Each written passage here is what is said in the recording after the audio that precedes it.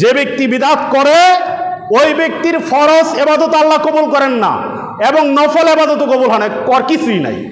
আল্লাহ রাসূল সাল্লাল্লাহু আলাইহি ওয়াসাল্লাম বলছেন, মান আহদাসা হাদাসান আও আওয়া মুহদিসান ফাআলাইহি লানাতুল্লাহি ওয়াল মালাইকাতি ওয়ান নাসি আজমাইন।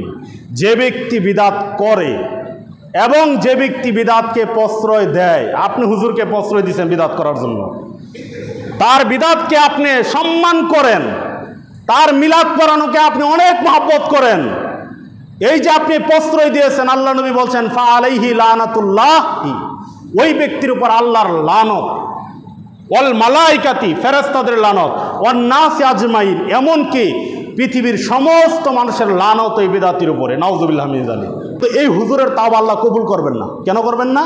কারণ ও বিদআত করেছে, আর বিদআত করার কারণে ও রাসূলকে অপমানিত করেছে। রাসূল যে আমল করে নাই, আপনি গিয়ে মাতাব্বরি করে সে আমল তৈরি করছেন, জনগণকে আপনি বিভ্রান্ত করছেন। এই জন্য আল্লাহ তাআলা আপনার তাওবাকে কবুল করেন। আর ওই হুজুর দিয়ে যদি আপনি দোয়া করান, আল্লাহ আল্লাহর কসম ওই হুজুরের দোয়া তো জিন্দেগিতে কবুল হবে না।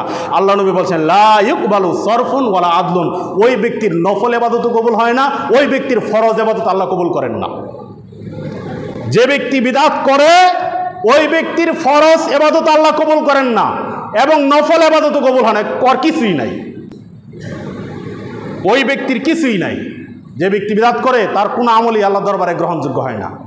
প্রিয় বস্তু, এর জন্য আমাদেরকে সাবধান থাকতে হবে।